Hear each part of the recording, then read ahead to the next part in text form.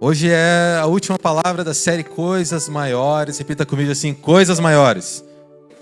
Nós chegamos no final dessa série de mensagens. Nós tivemos duas mensagens anteriores. Semana retrasada, o pastor Tiago, ele trouxe a primeira mensagem, que foi Queime os Arados, né? A segunda mensagem foi o Julião, que trouxe semana passada, que foi Cave Poços. E hoje é a terceira mensagem, e o título dela é Nunca Será um Desperdício. Na primeira mensagem, o pastor Tiago, ele trouxe a palavra que está lá em 1 Reis 19, do 19 ao 21. E o texto base que está lá em Mateus 16, 25, que fala: Pois quem quiser salvar a sua vida, perderá. Mas quem perder a sua vida por minha causa, a encontrará. E ele trouxe para a gente alguns pontos necessários para começar a viver coisas maiores no Senhor. Coisas maiores pelo Espírito Santo. Desapegar de tudo que atrapalha a nossa vida, né? Uma vida confortável, uma vida estável. Isso pode nos atrapalhar a abrir mão de coisas importantes, de abrir mão do que é o mais importante, que é a presença do Senhor. Tomar as decisões difíceis, só que necessárias. Às vezes você tem aquela amizade que você precisa abrir mão para você viver coisas maiores no Senhor. Às vezes você tem algo que você é muito apegado, um carro, que você precisa abrir mão para viver coisas maiores no Senhor. Às vezes você é viciado em videogame. Você precisa abrir mão de tempo no videogame para viver coisas maiores no Senhor. E o terceiro ponto que ele trouxe aquela noite foi buscar a Deus com paixão e intimidade. Então, se desapegar de tudo que atrapalha, tomar as decisões difíceis mais necessárias e buscar a Deus com paixão e intensidade. E o Júlio trouxe semana passada a palavra Cave Poços, baseada em 2 Reis 3, do 15 ao 17. Ele trouxe alguns pontos importantes. Primeiro, esteja atento a ouvir a voz de Deus. Quando você abre mão, você está com o coração limpo, com as mãos limpas, aquilo que foi falado na primeira palavra. A segunda palavra, ela tem que se tornar uma realidade na nossa vida, que era: esteja atento para ouvir a voz de Deus. Nós estaremos atentos para ouvir a voz de Deus quando o nosso coração e a nossa mente estiver limpo de tudo aquilo que é terreno e nos atrapalha. O segundo ponto que ele trouxe foi obedecer à voz de Deus.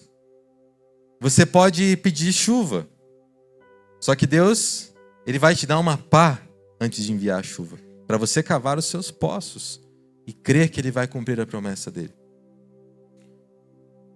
E o terceiro ponto que ele trouxe é fé igual a ação, igual a atitude, igual a cavar poços. Em Tiago 2,26 fala que a fé sem obras é morta. Da mesma forma, a obra sem fé também não vale nada. Então é algo que caminha junto. Nós precisamos ter fé, sim, para crer que Deus vai prover a chuva, que vai prover o resultado, aquilo que nós queremos, o milagre que nós pedimos. Mas Ele quer também que nós tomemos uma decisão. Imagina se Deus chegasse para Noé e falasse: Noé, eu vou mandar um dilúvio. Noé falou: tá bom, quando começar a pingar eu faço um barco. Não, Noé foi lá e fez uma arca muito antes de Deus enviar o dilúvio. Isso que naquela época nem chovia. Foi a primeira grande chuva. Então a fé sem obras é morta. Se Noé não faz uma arca, ele não salva a família dele. Só que ele teve que construir uma arca e aguentar um monte de gente falando no ouvido dele, né? Então essa segunda mensagem foi muito importante. Cave poços. E nós aprendemos sobre fé e ação. E essa terceira mensagem, que é sobre nunca será um desperdício. Will, você pode ir passando os slides conforme eu for falando aqui, tá? Eu já falei das 3 mensagens, acho que tinha slides e tudo mais. Dava para eu ter colocado, mas já pode ir para a parte da terceira mensagem, tá? Nunca será um desperdício.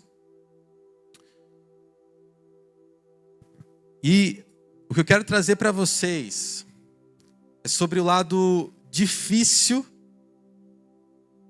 da situação. Eu não vou trazer sobre o lado bom da situação, porque às vezes você cava os seus poços, você toma uma atitude de fé e Deus vai lá e faz, e glória a Deus, a gente se sente feliz, se sente alegre com isso. A gente vive milagres na nossa vida, eu e a Jennifer e o Estevão. Nós vivemos milagres nas nossas vidas Toda semana acontece algo. E Deus faz algo maravilhoso, e Deus provê o dinheiro que a gente precisa, e Deus provê uma situação, Ele abençoa a gente através da vida de alguém. A gente vai lá tomar um sorvete com alguém, a pessoa chega e fala, vou te pagar o sorvete. Do nada. Isso é Deus provendo, é Deus agindo. E às vezes eu estava lá falando, caramba, nossa, eu nem podia gastar esse dinheiro, mas estou aqui com a pessoa porque eu vim ter um tempo de qualidade com ela, ela vem lá e paga o meu sorvete. Deus provê nessas situações, a gente se sente feliz, se sente agraciado, se sente abraçado. Mas eu quero te fazer uma pergunta, e quando isso não acontece? E quando você vai lá, cava poços e a chuva não vem? Imagina que você vai lá, Noé, vou trazer Noé de novo aqui. Deus fala, vai ter um dilúvio. Faça uma arca. Noé faz uma arca. E aí, quando Noé termina a arca e está tudo certo, junta os animais, aquele monte de animal na arca lá e tal. Deus fala, não, só queria testar a sua fé. Só queria ver se você estava disposto para fazer isso. Qual que seria a reação de Noé naquele momento? Qual que seria a nossa reação no lugar dele? A gente vai lá, toma uma atitude, faz algo que é super importante, faz algo que pra gente faz sentido. Não, vou tomar essa decisão, vou fazer esse investimento. Vou começar uma empresa, vou começar um empreendimento. Vou ir para essa faculdade. E chega no meio do processo, você percebe que não era aquilo e dá tudo errado. E você fala, nossa, mas por que Deus confirmou no meu coração? Por que Deus deixou tão claro que eu deveria seguir esse caminho se era para dar errado? E a ideia da palavra é que a gente entenda de que mesmo quando as coisas dão errado, isso não é algo perdido. Isso não é um desperdício. Deus sempre aproveita algo das situações difíceis da nossa vida para nos mostrar algo que é importante. Quero que vocês estejam preparados nessa noite para viver um novo nível de contentamento no Senhor. Um nível de enxergar a provisão espiritual, mesmo que a provisão natural, a provisão humana, ela não esteja disponível. E essa é uma mensagem de um adulto para outros adultos, ou quase adultos, que temos aqui. É algo um pouquinho mais sério, é um pouquinho mais centrado. E eu quero que você preste muita atenção, porque às vezes o que eu estou falando aqui, para você vai dar sono. E eu quero que você entenda que o sono agora não é de Deus, é do diabo. Amém? Coloca a mão na sua cabeça assim, ó. Fala assim, ó. Fala, eu repreendo todo sono em nome de Jesus.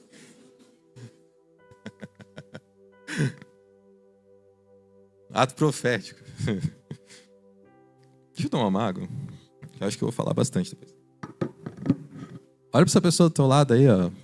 Conversa com ela, fala assim, e aí, tá tudo bem? Tudo certo?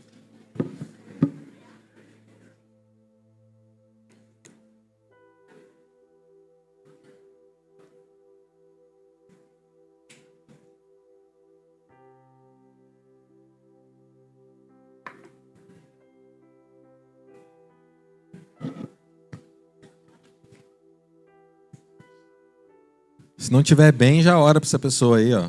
Não estou bem, já ora. Vamos orar. Estou sentindo dor, já ora para curar aí, ó. Então vamos lá. Nunca será um desperdício. O texto base dessa palavra é um texto bem grandinho. Então eu não vou ler ele inteiro aqui com vocês, senão vai ficar muito extenso. Mas 2 Reis 4, do 8 ao 37. Que fala sobre um milagre, a ressurreição do filho da Sunamita. Sunamita é as pessoas, os sunamitas eram as pessoas que moravam em Sunem. E Eliseu, como profeta, ele caminhava por várias cidades.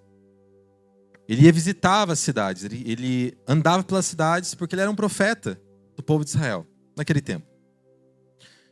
E ele frequentemente passava por Sunem. E tinha uma mulher rica com seu esposo, que sempre oferecia para ele refeições. Aquela pessoa hospitaleira, ele passava por lá e falou, chega aqui, profeta, chega aqui, pastor. Senta aqui em casa, vamos comer alguma coisa. E em um determinado momento ela percebe que de fato Eliseu era um homem santo de Deus. Ela fala isso, na Bíblia está escrito isso. Ele é um santo homem de Deus. Então vamos construir na nossa casa um quarto para ele. Um quartinho, coloca lá uma cama, uma mesa, algumas lamparinas. Vamos preparar aquele espaço para Eliseu, quando ele vier para cá, e não só faça refeições aqui, mas ele também se hospede aqui em casa, fique aqui em casa. E Eliseu se sentiu muito grato por aquilo. E ele quis retribuir a mulher sunamita e a família dela.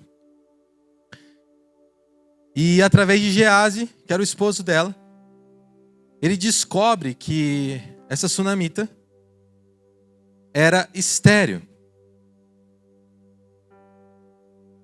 E aí, naquele momento, até antes, você pela a história, ele fala para a mulher: mulher, eu posso fazer algo por você? Pode colocar o versículo, por favor? Pode passar o ponto ali, por favor. Eita, tá fora o negócio.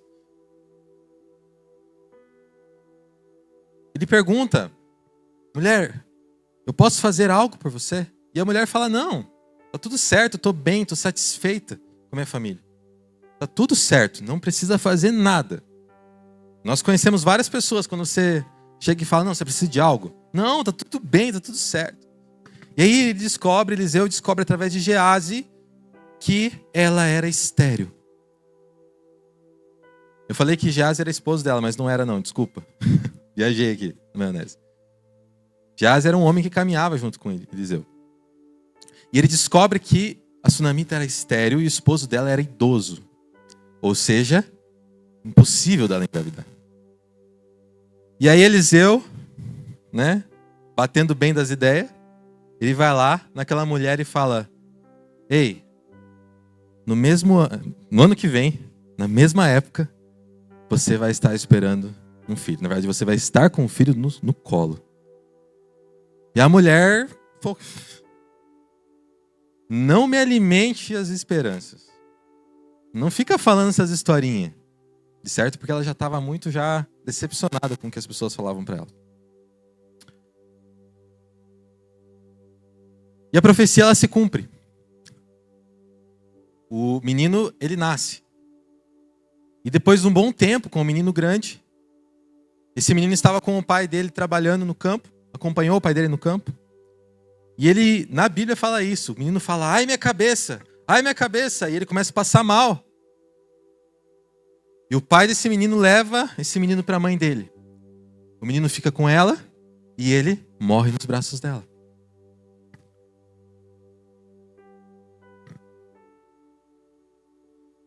A reação da mulher foi algo maravilhoso. Em vez de fazer um sepultamento para ele, enterrar ele, ela pega, coloca o menino no quarto, que era o quarto de Eliseu, em cima da cama que Eliseu dormia. E ela fecha a porta. Então ela vai de encontro a Eliseu.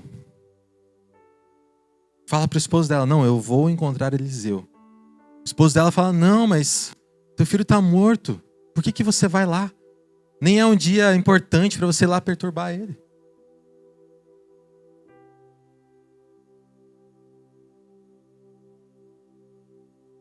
O Eliseu vai, chega na cama do menino.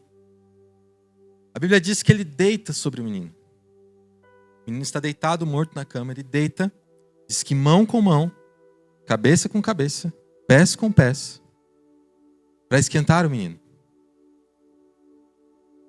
Ele levanta, caminha pela casa. O menino espirra 7 vezes e acorda. A mulher fica espantada com aquilo, abraça os pés de Eliseu e chora. Trouxe o contexto da história aqui para vocês. Tentei fazer um storytelling, tipo o pastor Eduardo, mas não sei se eu consigo fazer igual ele, né? Mas esse texto, ele tem muito mais detalhes. E eu te convido a ler depois. 2 Reis 4, do 8 ao 37. Anota aí, depois você lê a história com mais detalhes. É bem interessante. E eu quero trazer 3 princípios desse texto para vocês, que a gente pode extrair para que a gente possa viver coisas maiores. E o primeiro ponto é: Deus quer te surpreender. Eu quero ler com vocês o versículo 13 e o versículo 14.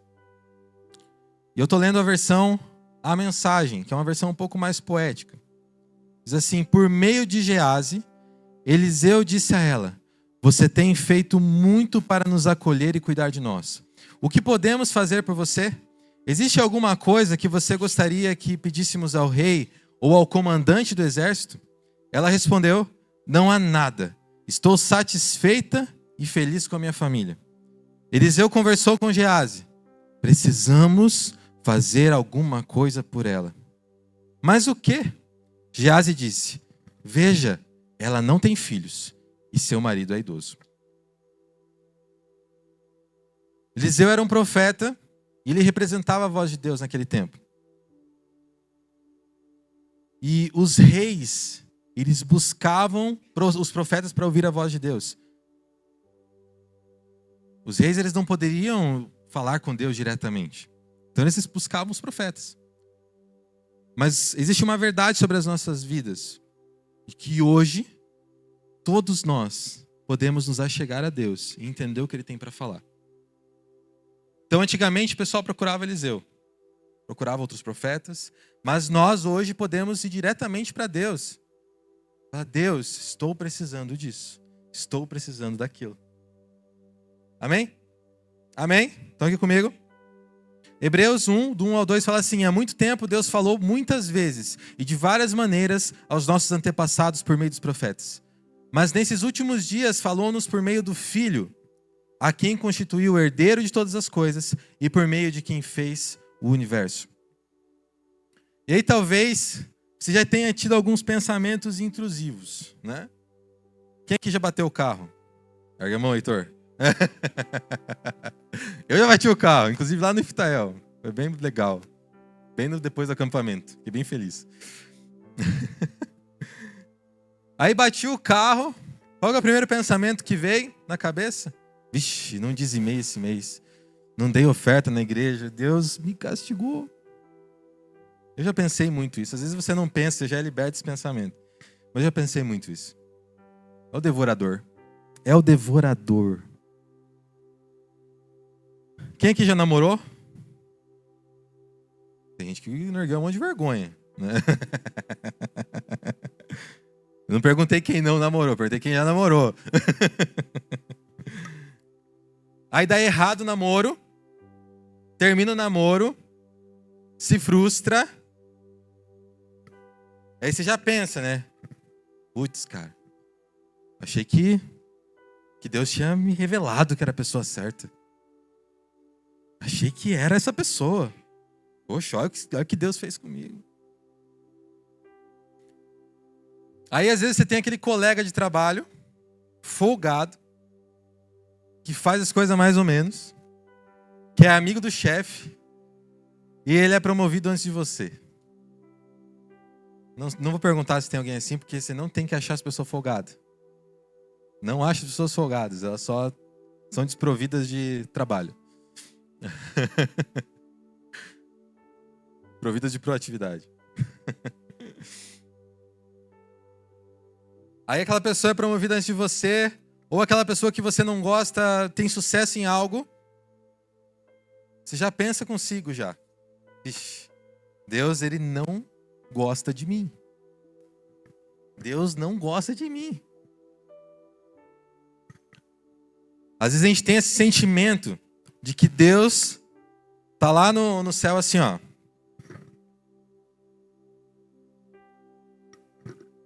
Só esperando a hora. Pisou na bola?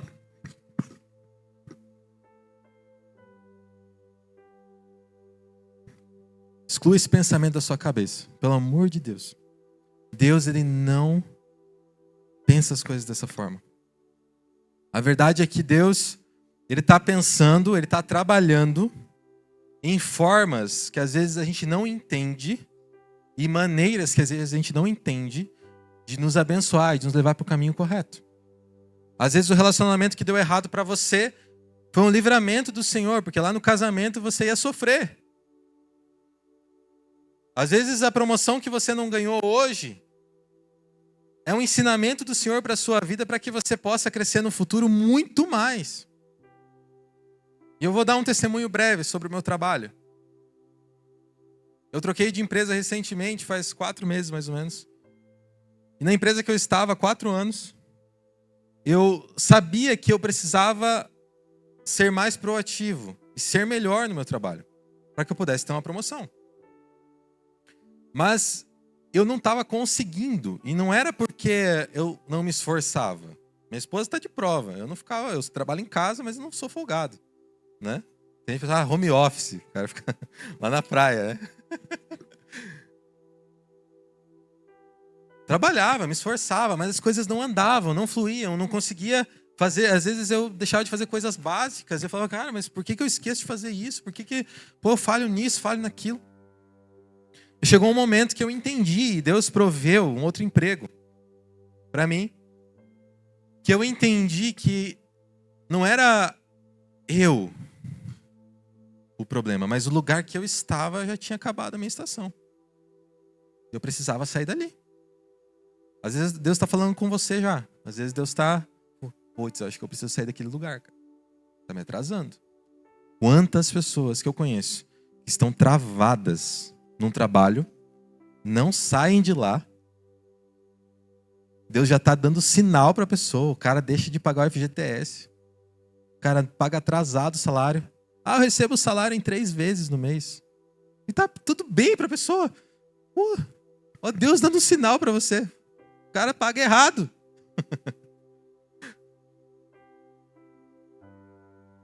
Quantas pessoas que eu conheço que estão presas em lugares da vida, em situações da vida, e não tomam uma decisão de fé. Às vezes Deus está te levantando para ser empreendedor. Não é que ser CLT é ruim, eu sou CLT, tá tudo certo.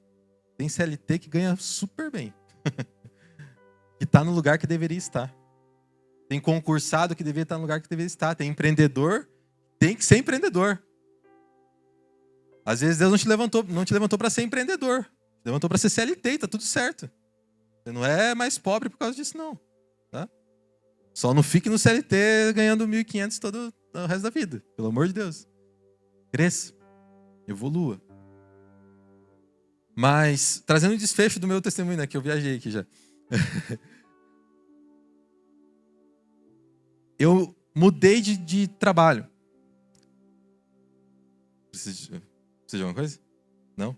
5 minutos? 5 minutos? Eu nem cheguei no terceiro ponto ainda. Meu Deus do céu. Não, já aviso o pessoal lá. Mas o que Deus trouxe para mim, que era que eu precisava migrar de lugar. A empresa que eu trabalhava era maravilhosa. Maravilhosa. Mas Deus colocou algo no meu coração que eu precisava migrar. Deus levantou uma pessoa antiga que trabalhava comigo. Essa pessoa veio falar comigo e falou assim, eu tô precisando achar alguém para vaga de RH, porque eu sou RH, né? Trabalho com folha de pagamento e tal. E eu preciso achar uma pessoa assim, assada. Ela queria só, saber como que eu poderia encontrar uma pessoa legal para vaga. E aí eu vendi meu peixe, né? O salário era bem abaixo do que eu precisava. Vendi meu peixe e falei, eu posso ajudar, mas eu tenho que ganhar mais. Deus tocou a vida daquela pessoa. E eu consegui um emprego. E Deus me levou para aquele lugar. Faz 4 meses que eu tô lá e eu tenho crescido muito. Tenho aprendido coisas que eu não tinha aprendido em 4 anos em outra empresa e outros 4, 5 anos de experiência. Então, às vezes, o que Deus tem para você é algo surpreendente. Deus trouxe para aquela mulher, a Sunamita, algo surpreendente. Só que ela estava escondendo aquilo há anos. Ela não falava para ninguém que ela estava frustrada por não ter um filho. E quando o Eliseu foi lá e perguntou, através de Geazi, você precisa de algo? Podemos fazer algo por você? Ela falou, não, está tudo bem. Mas não estava tudo bem. Deus está te perguntando essa noite, posso fazer algo por você? Você vai falar, está tudo bem? Ou você vai falar o que realmente você quer que ele faça? Quando Jesus chegou para o cego e falou, o que você quer que eu te faça? Jesus sabia que o cara era cego. E ele sabia que o cego queria ver. Mas por que ele perguntou? Porque ele quer ouvir da nossa própria boca o que a gente precisa.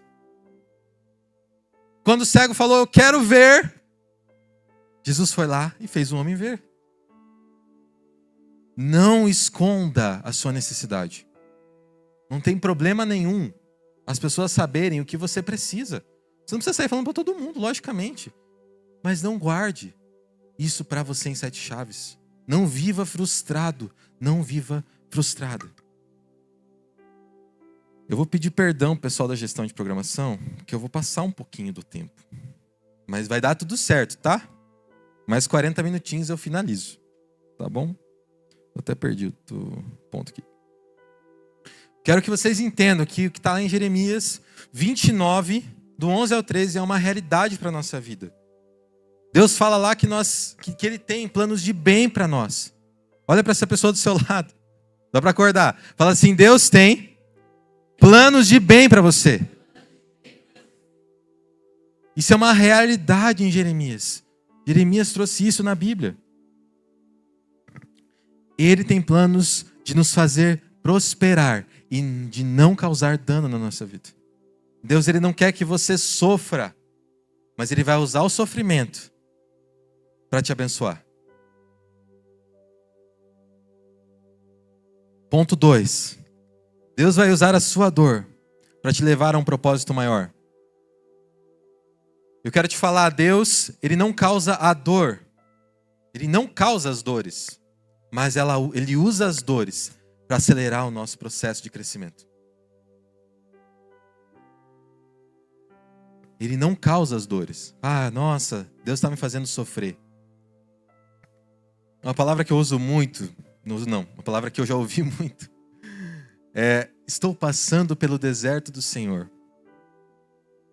Meu irmão, Jesus já passou pelo deserto por nós. Existem desertos na nossa vida, mas que não são desertos que Deus traz pra gente, mas são os desertos que nós nos colocamos por lá. Às vezes o deserto que você precisa passar na sua vida é um deserto curto, de um aprendizado. Mas às vezes você faz igual o povo de Israel, fica 40 anos numa viagem de 11 dias. Deus, Ele não causa dor. Deus, Ele não coloca a gente no deserto. Mas Ele usa o deserto para acelerar o nosso crescimento. Para nos fazer entender e chegar numa maturidade espiritual. A sunamita, ela vivia frustrada e ela escondia isso. Quando nós estamos com uma área do corpo machucada, a gente usa um band-aid, a gente passa lá um esparadrapo, passa alguma coisa lá no lugar que está machucado. Quem aqui já arrancou o tampão do dedão do pé jogando bola? O pessoal mais novo não, né? Porque capaz de criar calo no dedo e jogar futebol online, né? FIFA. Ultimate Team. Deus, Ele quer entrar no lugar da sua dor. Sabe quando você está lá machucado? E aí eu tô com o joelho ralado, por exemplo. Cara, é impressionante. Toda vez que você levanta, que você anda, você bate o joelho exatamente está machucado. Isso é para lembrar a burrada que você fez quando você caiu no chão, que você tropeçou. Pô, tropecei, caí.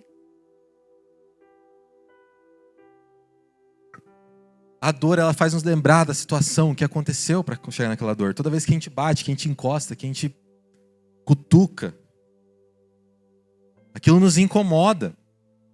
E Deus, Ele quer usar as nossas dores para nos mostrar do lugar de onde a gente veio e para o lugar onde Deus quer levar a gente. Amém? Ponto 3. Deus quer elevar a sua perspectiva. 2 Reis 4, do 18 ao 20. Fala assim: o menino cresceu.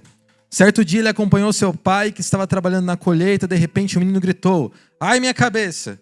Ai, minha cabeça! O pai ordenou a seu escravo: leve o menino de volta para a mãe dele. O escravo carregou os meninos no braço e o levou para a mãe. Ele ficou nos braços dela até o meio-dia e morreu. Eu quero falar para você que a estrada, rumo a coisas maiores, ela também tem contratempos. Ela também tem sofrimentos. Igual eu trouxe para você antes, o sofrimento não é causado por Deus. Mas conforme a gente vai tentando e se arriscando em situações e nos colocando em brechas e áreas, a gente vai ter situações que vão ser desconfortáveis. Você acha... Eu quero fazer uma votação, não fazer votação não, fazer uma enquete aqui, né? O que você acha sobre pessoas que vão para a África? Isso é uma bênção? Ser missionários lá. Você acha que é uma bênção ou acha que é um sofrimento isso? Acha que é uma coisa ruim? Você acha que é um sofrimento? Ergue a mão. Você acha que é uma coisa ruim? Ergue a mão. Você acha que é uma coisa boa? Ergue a mão. Agora a pessoa vai lá para a África, ser missionário, vai ser tudo legal. Ela vai morar numa mansão, vai andar de carro, legal. Vai pregar só em templos luxuosos? Não, ela vai sofrer. Mas é algo bom. Nem tudo que envolve sofrimento é algo ruim. Nem tudo que não envolve sofrimento é algo bom. Quem aqui quer ganhar na Mega Sena e ser rico? Deus não quer isso para você. Porque apostar não é de Deus.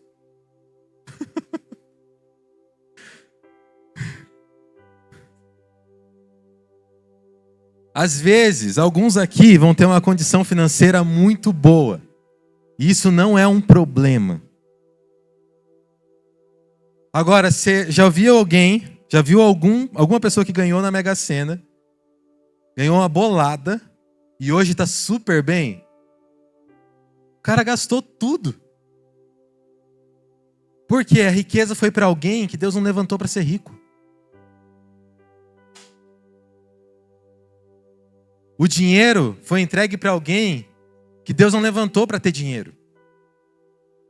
E tá tudo certo. Se você for classe baixa, média, o resto da vida, tá tudo bem.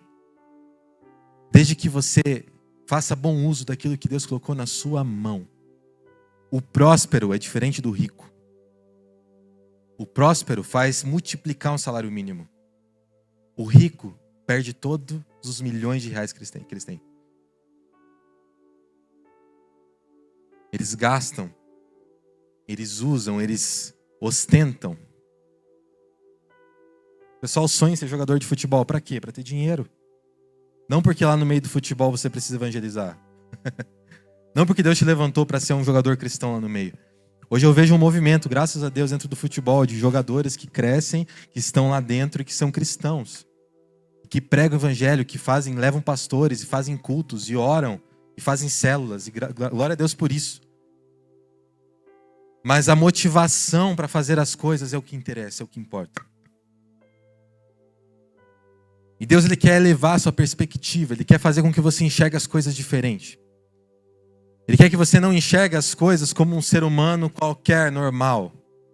Porque um ser humano normal, ele enxerga as coisas com a perspectiva humana. Você vai olhar para cá, você vai olhar assim, ó. Nossa, que legal, daqui um pouco eles mandam um número lá. Tem 150 jovens aqui, por exemplo. Ah, legal, 150 jovens. Meu Deus do céu. São 150 jovens que estão buscando a Deus. Num sábado à noite. Que poderiam estar em qualquer outro lugar. Mas estão buscando a face de Deus. Glória a Deus por isso. A perspectiva do alto, ela não enxerga a quantidade. Ela não enxerga se está bombando ou se não está bombando. Porque se a gente tivesse em 10 aqui, mas se fosse um culto maravilhoso, estava ok. Não precisava ter 150. Precisava ter 300. A gente não pode almejar os números. A gente não pode almejar o status. A gente não pode almejar, nossa, eu quero ter 200 mil seguidores no Instagram. Você vai fazer o que com esses 200 mil seguidores? Você vai entregar o que para eles? Você quer ter 200 mil seguidores jogando tigrinho? Anunciando tigrinho? Ganhando uma bolada para anunciar tigrinho? Ou você quer ter 200 mil seguidores crescendo em palavra, em amor, em poder do Espírito Santo? A motivação, a perspectiva, a maneira como enxergamos as coisas é o que Deus quer mudar em nós. Ele tem uma perspectiva do alto sobre nós que é maravilhosa. Ele enxerga valor em nós, mesmo que nós mesmos não enxerguemos valor. Presta atenção aqui. O tesouro que Deus colocou no seu coração. O tesouro que Deus colocou no seu coração vale mais do que qualquer coisa. Vale mais do que um emprego bem-sucedido. Vale mais do que um carro legal. Vale mais do que até a sua própria família. A vida eterna que Deus colocou no seu coração vale mais do que tudo isso. Se você tiver que gastar a sua vida no mundo, pregando, vivendo dia após dia, sem ter um tostão no bolso, mas estiver fazendo o que Deus chamou para você para fazer, você tem que estar feliz com isso, contente com isso. Deus não te chamou para ser glamuroso, luxuoso, ostentar, ficar andando com Rolex, de BMW. Não, não, não. Deus te chamou para ser filho e levar a paternidade de Deus para as outras pessoas. Pode se colocar de pé, por gentileza?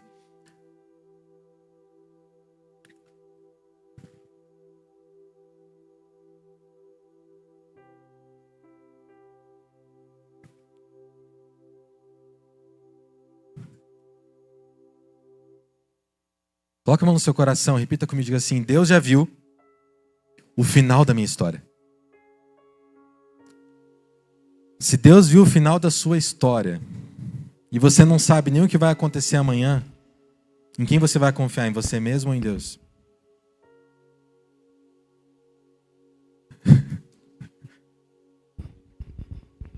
Oi, filho.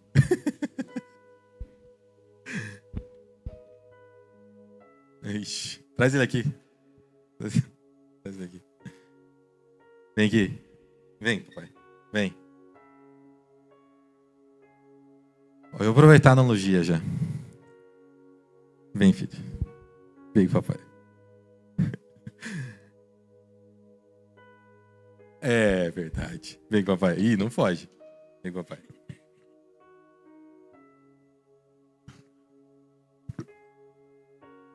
Perguntar, o Estevão sabe comer sozinho? Ele está tentando, mas ele não sabe. Estevão sabe se limpar, tomar banho?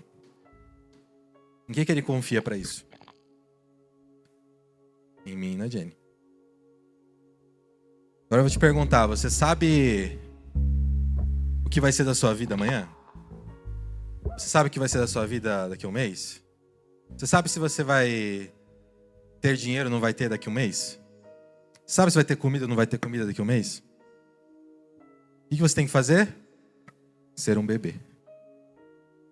Ser uma criança. Confiar em Deus não é falar,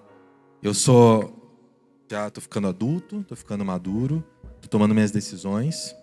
Então agora Deus ele faz a parte dele e eu faço a minha parte aqui de adulto. Não, não, não. Nós temos que fazer a nossa parte sim, como pessoas maduras, humanas e terrenas. Mas o nosso espírito, ele precisa ser contrito e humilde como de uma criança. Que entende que qualquer coisa que acontecer na nossa vida não é porque Deus deixou acontecer algo que Ele não está cuidando de mim. Quando o Estevão está lá brincando em casa e ele vai lá, tropeça e cai no chão. Ou a gente não mandou ele fazer algo e ele caiu, por exemplo. Sai daí que senão você vai cair. Ontem acho que eu falei isso para ele. Sai daí senão você vai cair. Sai daí senão você vai cair. De repente, plum, caiu. Toma. Por que eu não fui lá e tirei ele do lugar? Porque ele sabe agora que se ele subir em tal lugar, ele vai cair. Pode ser que ele vai lá e suba de novo, até ele aprender? Vai acontecer. Tem muita coisa pra acontecer, né, filho? Tem?